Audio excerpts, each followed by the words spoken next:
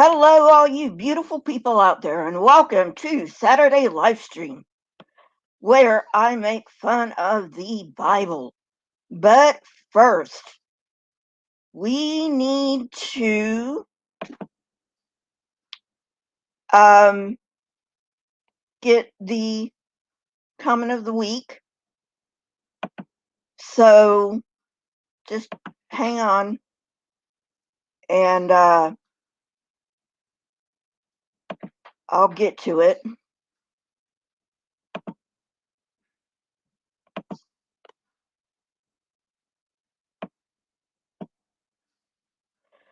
Comment of the week goes to Dr. Mark Warner. Look at the chronology of the trial of Jesus. A lot of things happen very quickly.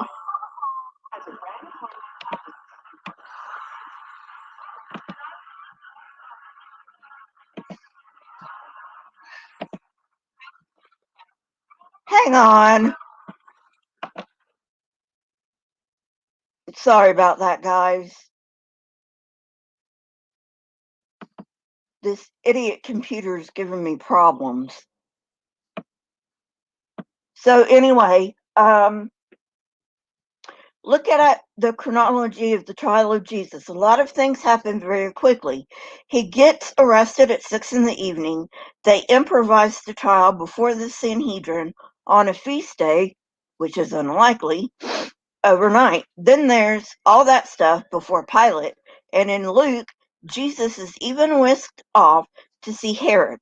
Crucifixion, death at 3 in the afternoon. That's a lot of stuff in a very short period of time, and I would agree. And he has another comment right here. Wasn't there an earlier list of Jesus quotations used by Luke and Matthew? The famous source Q. Dr. Mark Warner, I will be getting there eventually. There are actually a lot of sources that are used in the Bible. One's called the J source for Yahweh. One's called the E source for Elohim. One is called the P source. I forget what that stands for. And one is the redactionist, who is, by the way, Ezra. Just in case you didn't know that. So, hey, Nevermore.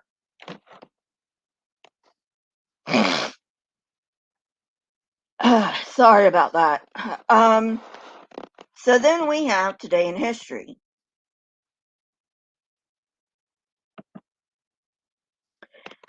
Oh, and by the way, somebody had said in the comment section that, when I do Today in History, that I shouldn't do the bad things. Well, look, it happened, okay? And if we ever forget that these bad things happened, they're going to happen again. So, no, just because they're bad things, I am not going to not do my Today in History just because something bad happened today in history. That's just not how this works. Okay, so Today in History. On March 20th, 1965, President Lyndon B. Johnson notified Alabama's Governor George Wallace that he will use federal authority to call up the Alabama National Guard in order to supervise a planned civil rights march from Selma to Montgomery. Now, we actually, I was in Alabama when I took U.S. history, and we actually studied the Selma to Montgomery March. It was covered even more in depth in Alabama history because I had to take Alabama history as well. Moving on, intimidation and discrimination had earlier prevented Selma's Black population, over half the city, from registering and voting. On Sunday, March 7th, 1965, a group of 600 demonstrators marched on the capital city of Montgomery to protest this disenfranchisement and the earlier killing of a black man, Jimmy Lee Jackson, by a state trooper. In brutal scenes that were later broadcast on television, state and local police attacked the marchers with billy clubs and tear gas. TV viewers far and wide were outraged by the images, and a protest march was organized just 2 days after Bloody Sunday by Martin Luther King Jr., head of the Southern Christian Leadership Conference, the SCLC. King turned the marchers around, however, rather than carry out the march without federal judicial approval. After an Alabama federal judge ruled on March 18th that a third march could go ahead, President Johnson and his advisors worked quickly to find a way to ensure the safety of King and his demonstrators on their way from Selma to Montgomery. The most powerful obstacle in their way was Governor Wallace, an outspoken segregationist who was reluctant to spend any state funds on protecting the demonstrators. Hours after promising Johnson in telephone calls recorded by the White House that he could call out the Alabama National Guard to maintain order, Wallace went on television and demanded that Johnson send in federal troops instead. Okay, you can read the rest of this on history.com. So I'm just gonna go out of it. Interesting fact, Governor Wallace was the same governor who stood on the steps of Alabama State University, which still is in Montgomery. Okay. He stood on the steps of, I don't know which building of Alabama State University, but he stood on the steps of one of the buildings of Alabama State University. And he said famously that no black person would ever set foot in Alabama State University. Well, we know how that turned out.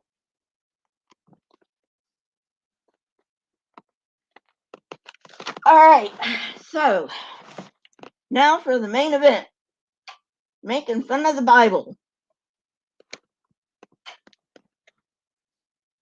Now we are in Leviticus, chapter 1.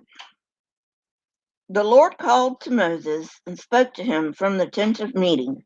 He said, "Speak to the Israelites and say to them, when anyone among you brings an offering to the Lord, bring as your offering an animal from either the herd or the flock." Okay, let's stop there right now. Why, for fuck's sake, if it is an offering, why are you so picky? It's an offering. Take it. Not that I believe this God exists anyway, but if it's an offering, why are you telling them what to bring? Jesus Christ. Verse 3. If the offering is a burnt offering from the herd, you are to offer a male without defect.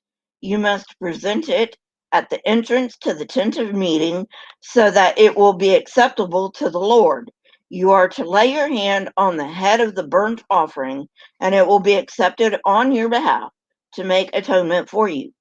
You are to slaughter the young bull before the Lord, and then Aaron's sons, the priests, shall bring the blood and splash it against the sides of the altar at the entrance to the tent of meeting.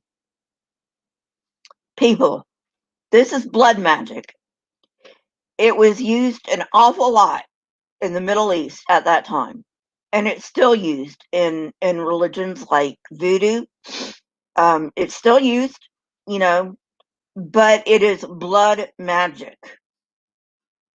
So Christians, you can't say anything about magic, okay? Because blood magic is in your fucking book. Verse 6. You are to skin the burnt offering and cut it into pieces. The sons of Aaron, the priest, are to put fire on the altar and arrange wood on the fire. Then Aaron's sons, the priests. Do we really need all of this repetition? Shall arrange the pieces, including the head and the fat, on the wood that is burning on the altar. You are to wash the internal organs and the legs with water, and the priest is to burn all of it on the altar. It is a burnt offering, a food offering, an aroma pleasing to the Lord. All right, I got a question. Why does God need food?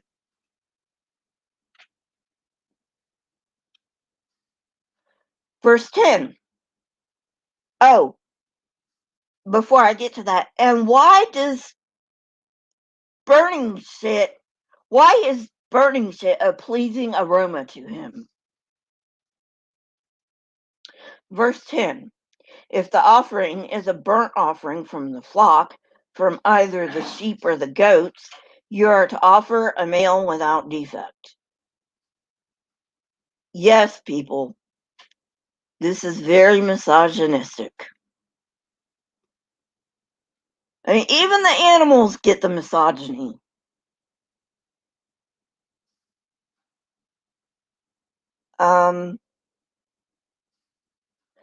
Verse 11, you are to slaughter it at the north side of the altar before the Lord, and Aaron's sons, the priests, shall splash its blood against the sides of the altar. You are to cut it into pieces, and the priest shall arrange them, including the head and the fat, on the wood that is burning on the altar. Hi, Mr. Shadow Kitty. You are to wash the internal organs and the legs with water, and the priest is to bring all of them and burn it on the altar. It is a burnt offering, a food offering, an aroma pleasing to the Lord.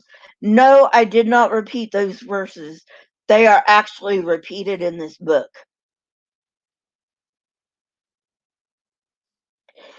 Verse 14, if the offering to the Lord is a burnt offering of birds, you are to offer a dove or a young pigeon. The priest shall bring it to the altar, wring off the head, and burn it on the altar. Its blood shall be drained out on the side of the altar. He is to remove the crop and the feathers. Not sure what the crop is. And throw them down east of the altar where the ashes are. He shall tear it open by the wings, not dividing it completely, and then the priest shall burn it on the wood that is burning on the altar.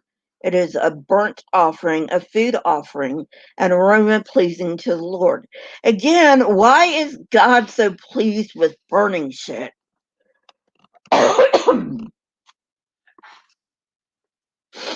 And why does the priest have to tear it apart? This makes no sense. Chapter 2. When anyone brings a grain offering to the Lord, their offering is to be of the finest flour. They are to pour olive oil on it, put incense on it, and take it to Aaron's sons, the priests.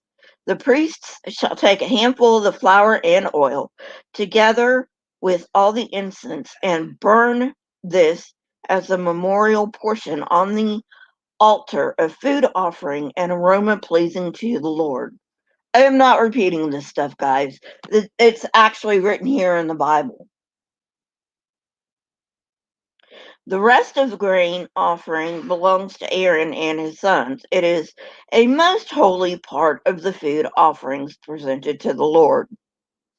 Verse 4. If you bring a grain offering baked in an oven, it is to consist of the finest flour, either thick loaves made without yeast and with olive oil mixed in, or thin loaves made without yeast and brushed with olive oil. If your grain offering is prepared on a griddle, it is to be made of the finest flour mixed with oil and without yeast. Crumble it and pour oil on it. It is a grain offering. If your grain offering is cooked in a pan, it is to be made of the finest flour and some olive oil. Bring the grain offering made of these things to the Lord, present it to the priests, who shall take it to the altar. He shall take out the memorial portion from the grain offering and burn it on the altar as a food offering, an aroma pleasing to the Lord. The rest of the grain offering belongs to Aaron and his sons. It is a most holy part of the food offerings presented to the Lord.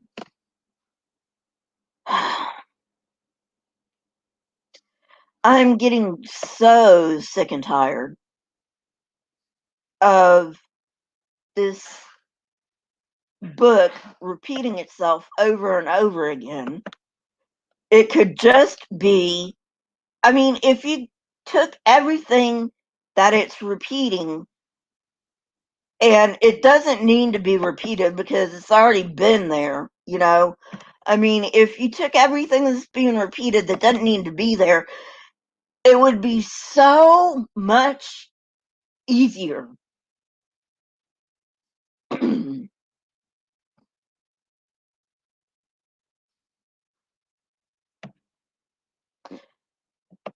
Yeah, this is true. This is true, nevermore. Anyway,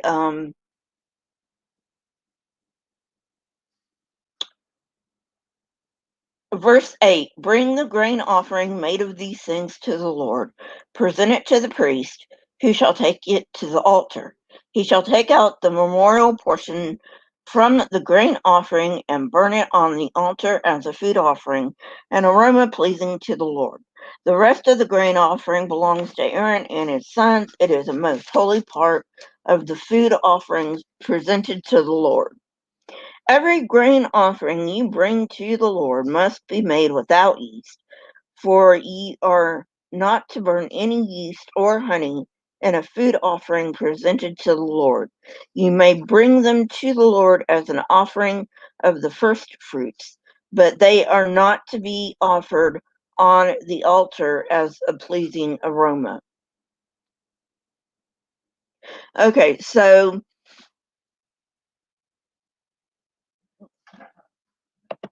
I'm a little confused on this part from what I'm getting is they can offer something made with yeast or honey. It just can't be offered on the altar. That's what I get out of that. Verse 13. Season all your grain offerings with salt.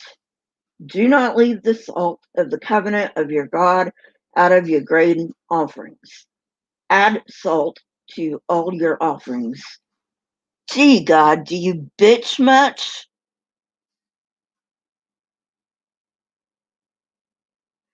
Mr. Shadow Kitty, I don't know about the offerings that aren't burnt, but the offerings that are burnt to the Lord, Aaron and his sons, they take out their portion before they burn it to the Lord. Verse 14. If you bring a grain offering of first fruits to the Lord, offer crushed heads of new grain roasted in the fire. This is bizarre. Put oil and incense on it. It is a grain offering. The priest shall burn the memorial portion of the crushed grain and the oil, together with all the incense, as a food offering presented to the Lord. Again, why does God need food? Chapter 3. If your offering is a fellowship offering, and you offer an animal from the herd, whether male or female, you are to present before the Lord an animal without defect. You are to lay your hand on the head of your offering and slaughter it at the entrance of the tent of meeting. Then Aaron's sons, the priests, shall splash the blood against the sides of the altar. Again, we are talking about blood magic, and I don't know if you guys know, but sometime in the Old Testament, God says, "You shall not suffer a witch to live." Well, witches do magic, okay? Um, and that's basically the only thing that sets them apart from everybody else. But this is blood magic. So why aren't you, like, putting yourselves to death because you're practicing blood magic? It doesn't make any sense. Verse 3. From the fellowship offering, you are to bring a food offering to the Lord. The internal organs and all the fat that is connected to them, both kidneys with the fat on them near the loins, and the long lobe of the liver, which you will remove with the kidneys. Then Aaron's sons are to burn it on the altar on top of the burnt offering that is lying on the burning wood. It is a food offering, an aroma pleasing to the Lord.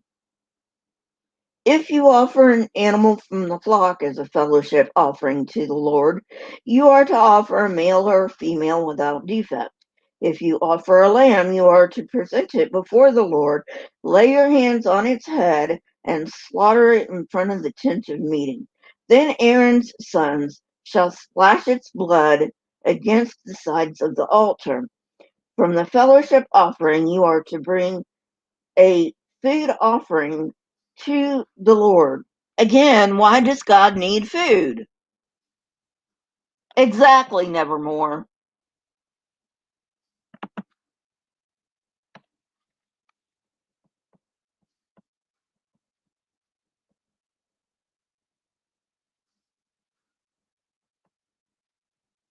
Verse 12. If your offering is a goat, you are to present it before the Lord, lay your hands on its head, and slaughter it in front of the tent of meeting. Then Aaron's sons shall splash its blood against the sides of the altar. From what you offer, you are to present this food offering to the Lord. The internal organs and all the fat that is connected to them, both kidneys with the fat on them, near the loins, and the long lobe of the liver, which you will remove with the kidneys. The priest shall burn them on the altar as a food offering, a pleasing aroma. All the fat is the Lord's. This is a lasting ordinance for the generations to come, wherever you live. You must not eat any fat or any blood.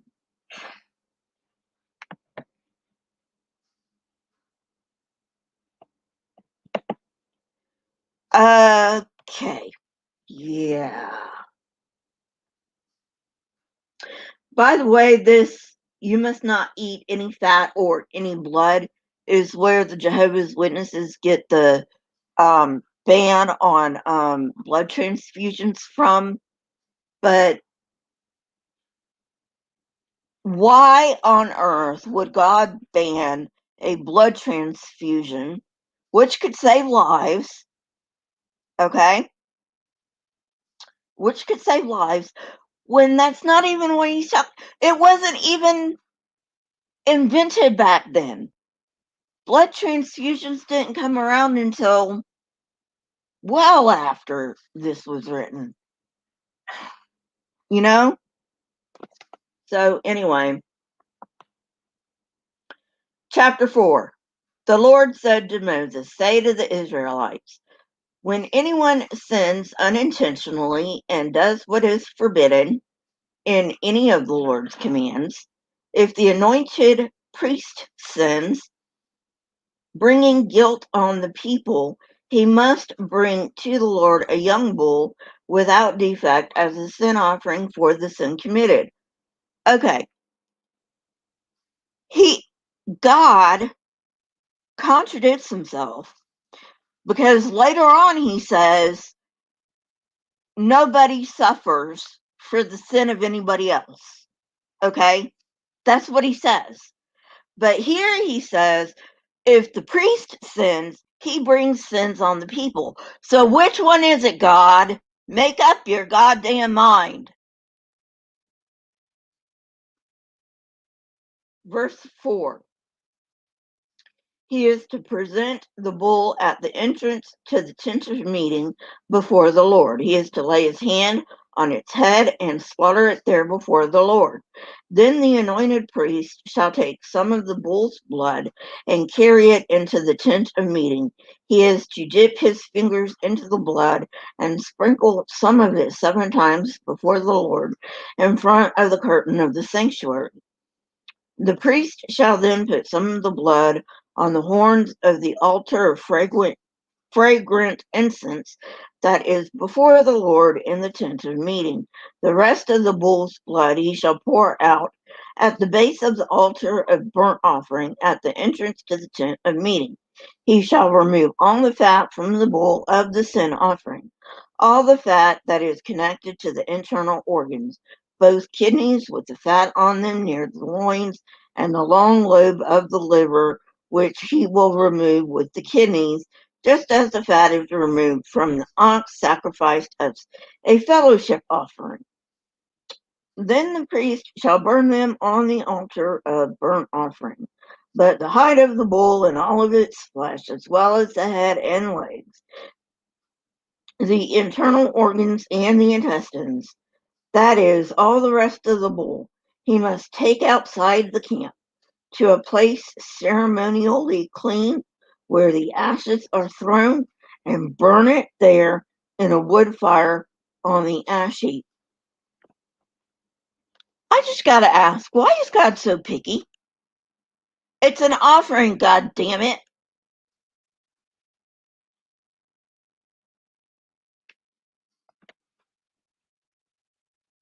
Verse 13. If the whole Israelite community sins unintentionally and does what is forbidden in any of the Lord's commands, even though the community is unaware of the matter, when they realize their guilt. Okay, stop right there. How the hell are they supposed to realize their guilt if they don't even know what they did to piss off God? Verse 14. And the sin they committed becomes known. The assembly must bring a young bull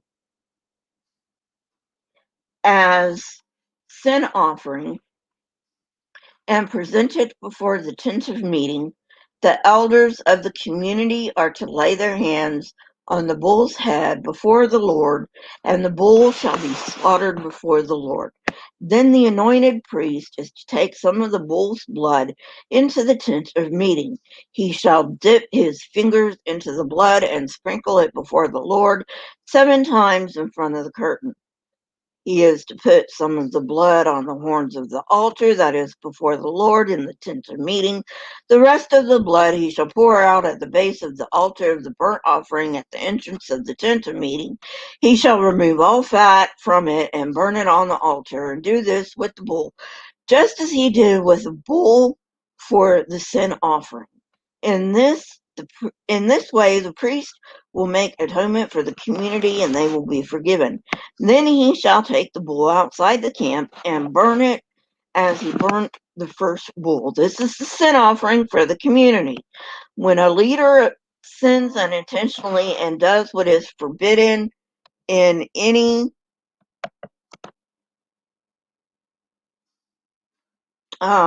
Sorry guys. Uh, go back to 22. Uh,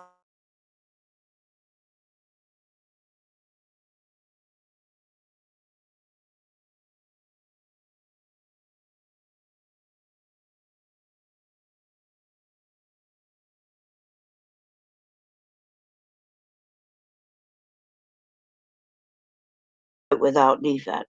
He is to lay his hands on the goat's head and slaughter it at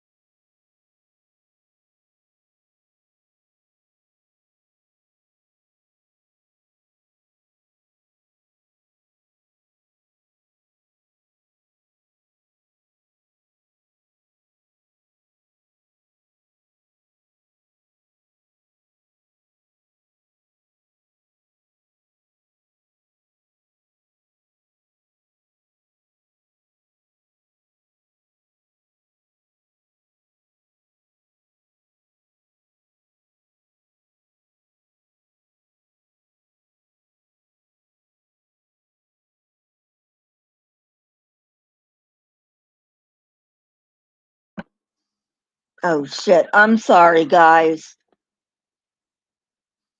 I'm not, you know what?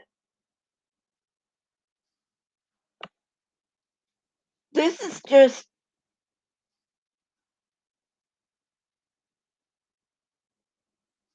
the rest of this, I honestly, the rest of this, from this point on, the redactor who was Ezra, we know the redactor was Ezra, okay? I don't know whether he redacted the Deuteronomistic history, which is Genesis to Second Kings. I don't know if he redacted Genesis to Second Kings, but I do know that Genesis to Second Kings was redacted many, many more times. Nevermore, I don't. My internet kicked me off, so I'm sorry about that. And then Dummy here had the mute button on. So anyway, getting back to what I was saying, the Bible has been redacted many times. Okay, so first you have a redaction of Genesis to Deuteronomy. Then you have another redaction from Genesis to Joshua. Then you have another redaction from Genesis to Second Kings. Then you have another redaction. Then you have another redaction. Then you have another redaction, up until you get to the redactor, who was Ezra. So you have all of these redactions. So there is no telling what the original, what the Bible even said originally. We don't have that because it's been redacted so many times. Okay, and none of it has survived. Even the redactions haven't survived. We only have bits and pieces that have survived. So, whoever redacted this was a horrible redactor, because let me tell you what. Um, okay, so chapter 4 is the sin offering. Okay, chapter 3 is the fellowship offering. Um, then you've got the guilt offering,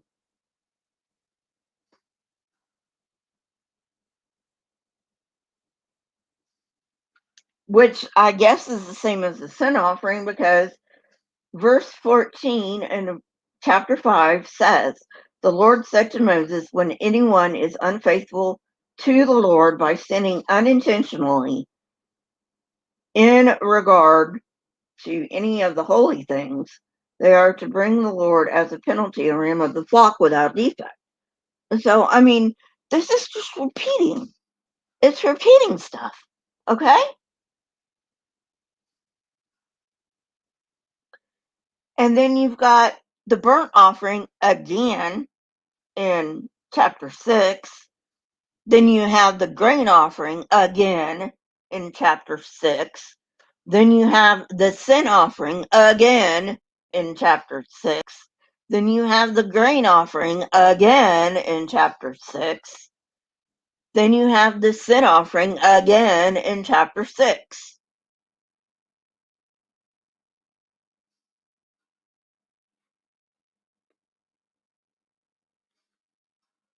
I don't, like I said, this was redacted very badly. So getting on to chapter 7. These are the regulations for the guilt offering, which is most holy. The guilt offering is to be slaughtered in the place where the burnt offering is slaughtered, and its blood is to be splashed against the sides of the altar. All its fat shall be offered, the fat tail and the fat that covers the internal organs, both kidneys with the fat on them near the loins, and the long lobe of the liver, which is to be removed with the kidneys. The priest shall burn them on the altar as a food offering presented to the Lord. It is a guilt offering. Any man in a priest's family may eat it, but it must be eaten in the sanctuary area. It is most holy. The same law applies to both the sin offering and the guilt offering. They belong to the priest who makes atonement with them. The priest who offers a burnt offering for anyone may keep its hide for himself. Every grain offering baked in an oven or cooked in a pan on a griddle belongs to the priest who offers it, and every grain offering, whether mixed with olive oil or dry, belongs equally to the sons of Aaron. Hey, Jeannie, it seems to me like this is just big, a big scam, so the priests don't have to work. That's what it seems like to me.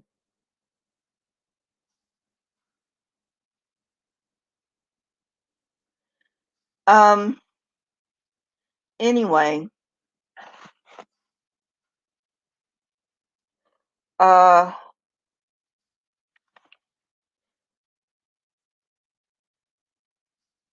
uh, verse 7. The same law applies to both the sin offering and the guilt offering. They belong to the priest who makes atonement with them. The priest who offers a burnt offering for anyone may keep its hide for himself. Oh, already read that. Yeah, Jeannie, really. Verse 11, these are the regulations for the fellowship offering anyone may present to the Lord. If they offer it as an expression of thankfulness, then along with this thank offering, they are to offer thick loaves made without yeast and with olive oil mixed in, thin loaves made without yeast and brushed with oil, and thick loaves of the finest flour, well kneaded and with oil mixed in. Along with their fellowship offering of thanksgiving, they are to present an offering with thick loaves of bread made with yeast. Wait a minute. He just said in one of the previous chapters that no yeast is to be made in an offering to the Lord. And this says the exact opposite. Make up your fucking mind, God.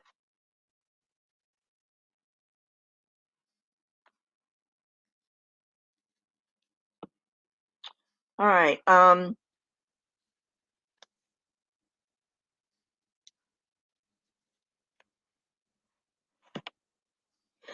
Verse 14. They are to bring one of each kind as an offering, a contribution to the Lord. It belongs to the priest who splashes the blood of the fellowship offering against the altar.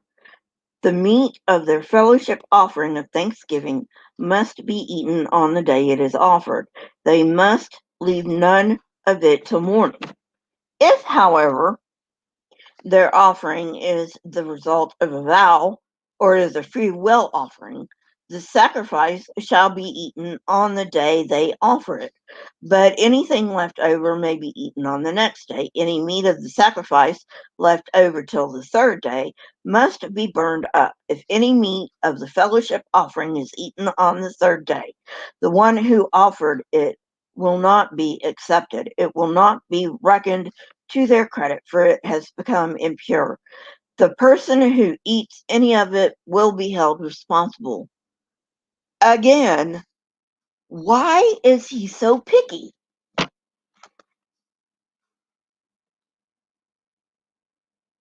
Verse 19, meat that touches anything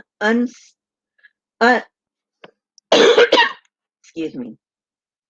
Meat that teaches any meat that touches anything ceremonially unclean must not be eaten. It must be burned up. As for other meat, anyone ceremonially clean may eat it. But if anyone who is unclean eats any meat of the fellowship offering belonging to the Lord, they must be cut off from their people. Anyone who touches something unclean, whether human uncleanness or an unclean animal or any unclean creature that moves along the ground, and then eats of the meat of the fellowship offering belonging to the Lord, must be cut off from their people. Then he goes into eating fat and blood is forgiven. Yet again, we get it, God. So I'm going to skip that. I'm going to go to verse 28. The Lord said to Moses, say to the Israelites, anyone who brings a fellowship offering to the Lord is to bring part of it as their sacrifice to the Lord. With their own hands, they are to present the food offering to the Lord. They are to bring the fat together with the breast and wave the breast before the Lord as a wave offering. This is bizarre.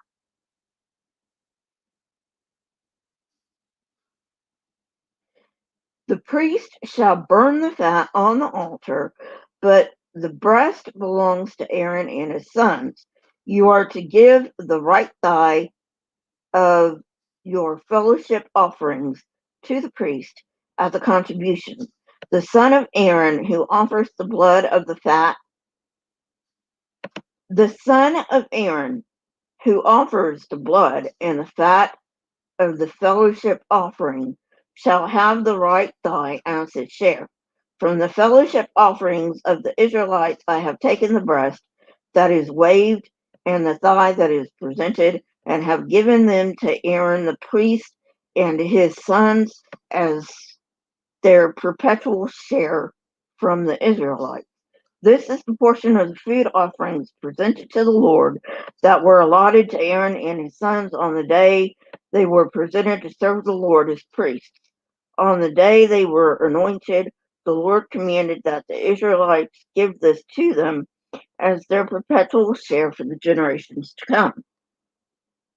These then are the regulations for the burnt offering, the grain offering, the sin offering, the guilt offering, the ordination offering, and the fellowship offering, which the Lord gave Moses at Mount Sinai, in the desert of Sinai, on the day that he commanded the Israelites to bring their offerings to the Lord. Tell me about it, Nevermore.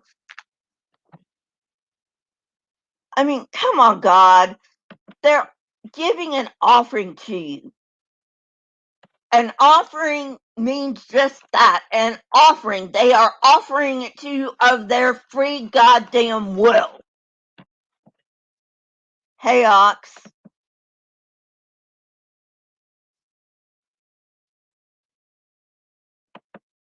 I don't see why you have to be so picky. Picky, picky, picky, picky, picky. Okay?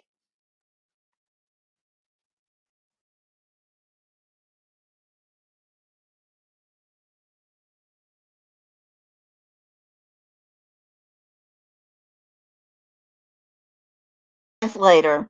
Bye.